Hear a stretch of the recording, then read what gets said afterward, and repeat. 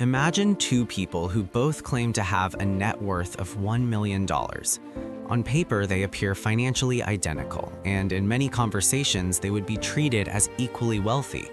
Yet when an unexpected event arrives, a job loss, a medical bill, a market downturn, or even a temporary economic slowdown, their realities quickly separate. One person calmly continues paying bills, adjusting spending slightly but remaining stable. The other suddenly faces stress, asset sales, debt, and the uncomfortable realization that their apparent wealth cannot easily be used. This difference reveals a quiet flaw in the way most people measure financial stability, because the traditional concept of net worth hides the one variable that determines whether wealth is actually usable: liquidity. Net worth is a simple equation. Add the value of everything you own, subtract everything you owe, and the remaining number becomes your financial identity. Houses, retirement accounts, investments, vehicles, savings accounts, and business ownership all combine into a single figure that appears to represent financial strength. This number is widely used because it compresses complexity into something easy to compare. Financial institutions measure it, individuals celebrate it, and media discussions frequently treat it as the ultimate indicator of financial progress. Yet, despite its popularity, net worth contains a structural blind spot that becomes obvious when you ask a very practical question. How much of that wealth could you actually access within a few days if your income suddenly stopped? This question introduces the concept that many financial professionals quietly track, but most individuals rarely consider in detail. It is known as the liquidity ratio. Rather than measuring total wealth, the liquidity ratio measures how much of your net worth exists in forms that can be quickly converted into usable cash without major losses, delays, or penalties. Liquidity does not ask how valuable something is. It asks how quickly it can be used. Cash in a bank account is highly liquid because it can be spent immediately. Public stocks are relatively liquid because they can typically be sold within seconds during market hours. Real estate, private businesses, retirement accounts with withdrawal restrictions, and collectibles, however, often represent low liquidity because converting them into cash requires time, negotiation, and sometimes significant transaction costs. To see why this distinction matters, consider a simplified example. Imagine someone with a net worth of $1 million composed primarily of a home worth $800,000, a retirement account worth $150,000, and $50,000 in savings. Mathematically, the net worth calculation looks impressive, yet the liquidity ratio reveals a different story. Only $50,000 can be used immediately without selling property, triggering taxes, or accepting unfavorable conditions. In other words, only 5% of the total wealth is truly liquid. This means the individual's financial resilience is far lower than their net worth suggests. Now compare that situation with another person who also has a net worth of $1 million but structured differently. Perhaps $400,000 sits in diversified market investments that can be sold quickly. $200,000 remains in savings and cash equivalents, and the remaining $400,000 is tied to long-term assets like property. Although both individuals technically possess the same wealth on paper, their liquidity ratios are dramatically different. The second person could access hundreds of thousands of dollars quickly if necessary, which provides flexibility, negotiation power, and psychological stability during economic uncertainty. The liquidity ratio itself can be expressed with a simple formula. Divide your liquid assets by your total net worth.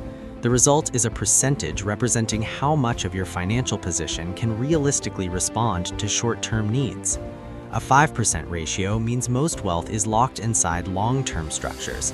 A ratio closer to 30 or 40% indicates that a substantial portion of assets can adapt to changing conditions. The ratio does not judge whether illiquid assets are good or bad investments, because many long-term assets, such as real estate or retirement accounts, can be extremely valuable. Instead, the ratio simply measures financial mobility. This idea becomes especially important when economic systems experience volatility. During stable periods, illiquid assets can appear harmless because there is no urgency to convert them into cash. Property markets move slowly, retirement accounts grow quietly, and long-term investments continue compounding. But during disruptions, recessions, layoffs, credit tightening, or sudden expenses, liquidity determines who has time to make rational decisions and who is forced into reactive ones. Someone with limited liquidity may need to sell assets under pressure, which often means accepting lower prices, paying penalties, or borrowing money at unfavorable interest rates. Behavioral economics adds another layer to this phenomenon. Humans naturally associate wealth with visible assets, especially property and large long-term investments, because they create a clear sense of achievement. A home, a large portfolio statement, or a valuable collection feels permanent and impressive. Liquid assets, by contrast, often feel temporary and easy to spend, which makes them psychologically less satisfying to accumulate. This tendency pushes many individuals towards building impressive net worth figures while quietly neglecting liquidity.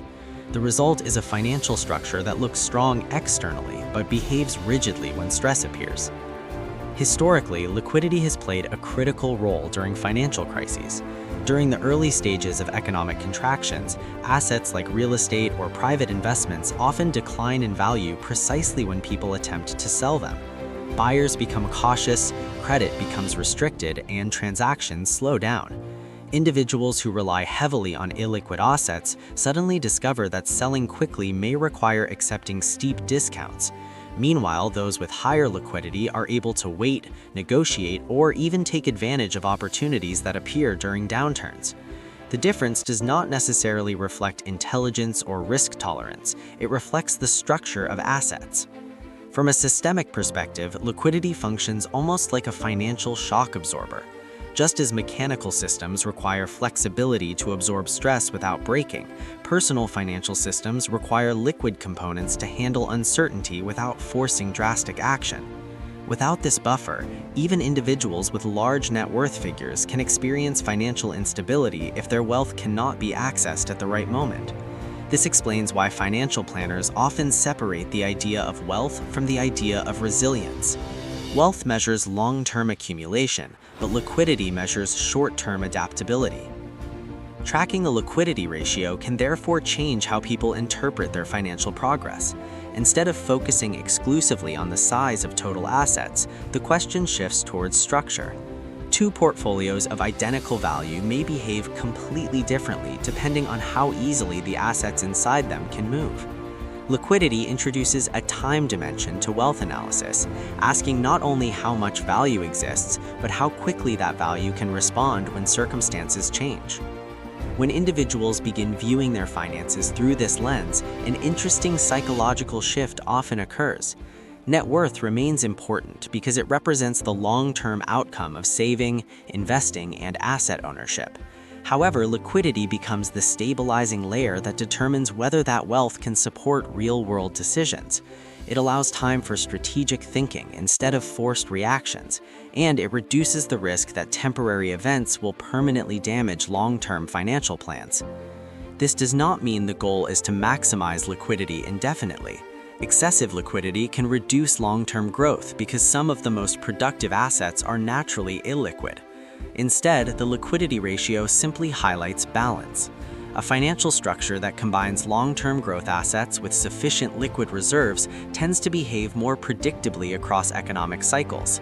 It creates a system where wealth accumulation and financial flexibility coexist rather than compete.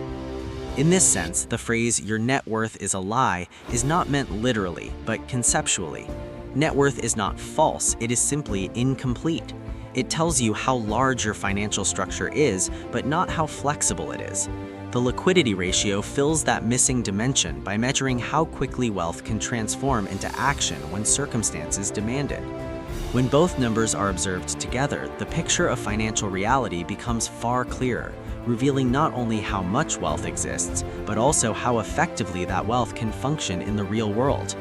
If net worth represents the size of a financial engine, liquidity represents how easily that engine can respond to changing terrain. Without that responsiveness, even large engines can stall under pressure. With it, smaller systems can sometimes move with surprising stability. The distinction may appear subtle, but over time it becomes one of the most revealing ways to understand the true mechanics of personal finance.